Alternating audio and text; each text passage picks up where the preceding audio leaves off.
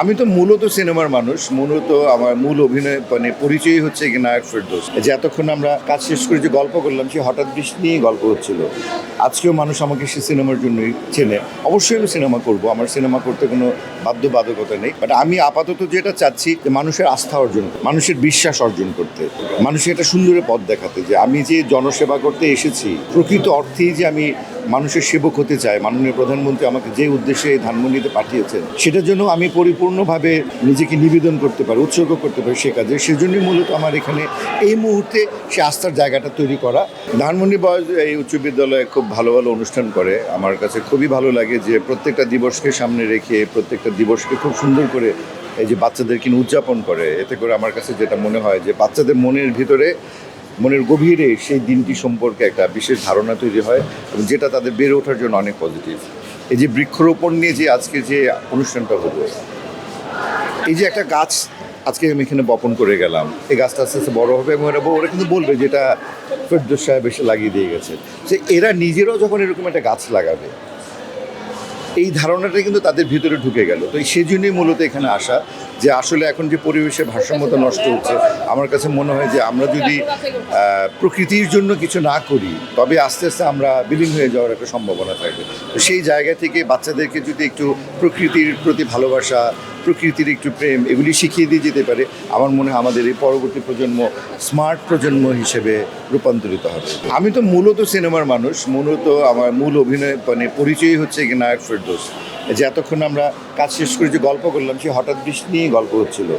আজকেও মানুষ আমাকে সে সিনেমার জন্যই চেনে। অবশ্যই আমি সিনেমা করব, আমার সিনেমা করতে কোনো বাধ্যবাধকতা নেই, বাট আমি আপাতত যেটা চাচ্ছি যে মানুষের আস্থা অর্জন করতে, মানুষের বিশ্বাস অর্জন করতে, মানুষের একটা সুন্দর পথ দেখাতে, যে আমি যে জনসেবা করতে এসেছি প্রকৃত অর্থেই যে আমি মানুষের সেবক হতে চাই। মাননীয় প্রধানমন্ত্রী আমাকে যে উদ্দেশ্যে ধানমন্ডিতে পাঠিয়েছেন সেটার জন্য আমি পরিপূর্ণভাবে মানে নিজেকে নিবেদন করতে পারি, উৎসর্গ করতে পারি সে কাজে। সেজন্যই মূলত আমার এখানে এই মুহূর্তে সে আস্থার জায়গাটা তৈরি করা, ভিতটা তৈরি করা। এরপর আস্তে আস্তে আমি আবার, কারণ আমার সংসদ অধিবেশন 2 মাসের পর আবার 2 মাস করে করে অফ থাকবে, সেভাবে আমি সমন্বয় করি আবার চলচ্চিত্র অভিনয় করব।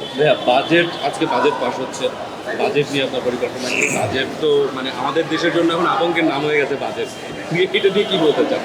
না, আসলে বাজেট তো করা হয় মানুষের সুখের জন্য, মানুষের ভালোর জন্য, মানুষের জীবন যেন আরও সুন্দর হয়, আরও ভালো হয়, সেজন্যই মূলত বাজেটটা করা। সে কারণেই বাজেটটা প্রণয়ন করা হয়।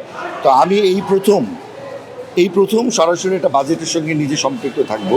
বাজেট বুঝবো, দেখবো, শুনবো, নিজস্ব আইডিয়া যেগুলো আছে সেগুলি শেয়ার করব।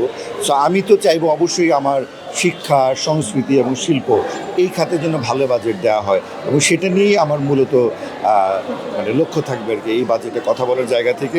কারণ আমার কাছে মনে হয় শিক্ষা খাতে যদি আমরা আরও বেশি খরচ করি, আমরা যদি শিল্প এবং সংস্কৃতির প্রতি বেশি খরচ করি, তবে আমার মনে হয় যেন একটা প্রকৃত অর্থে আমরা মানে জাতি হিসেবে স্মার্ট জাতি রূপান্তরিত হয়ে সামনের দিকে এগিয়ে যেতে পারবো। সেই নিয়ে আমি নিজের যতটুকু বাজেট সম্বন্ধে আইডিয়া আছে, তার পাশাপাশি আমাদের একটা বিরাট বড় লাইব্রেরি আছে সংসদে, সেখানে গিয়ে পুরনো বাজেট দেখে সমস্ত কিছু থেকে নিজে আরও কিছু জ্ঞান আহরণের চেষ্টা করছি। ভবিষ্যৎ পরিকল্পনা এই বাস, আমি আসলে জীবনে যা চেয়েছিলাম সে পথেই হাঁটছি। আমার ইচ্ছে ছিল 20-25 বছর সফলতার সাথে অভিনয় করব, তারপর আস্তে আস্তে মানব কল্যাণের নিবেদন করব। আমি 25 বছরের ক্যারিয়ার পার করে এখন এসে যে মানুষের জন্য কাজ করছি, এই যে আগামীর প্রজন্ম, আগামীর বাচ্চারা যদি আমার কাছ থেকে কিছু শিখে, তাদের জন্য যদি আমি সুন্দর কিছু দিয়ে যেতে পারি, সেটাই হবে আমার জীবনের সর্বশ্রেষ্ঠ। হ্যাঁ, আমার কয়েকটা সিনেমা কমপ্লিট হয়েছে, সেগুলিতে আবার হয়তো পর্দা ফিরে আসবে।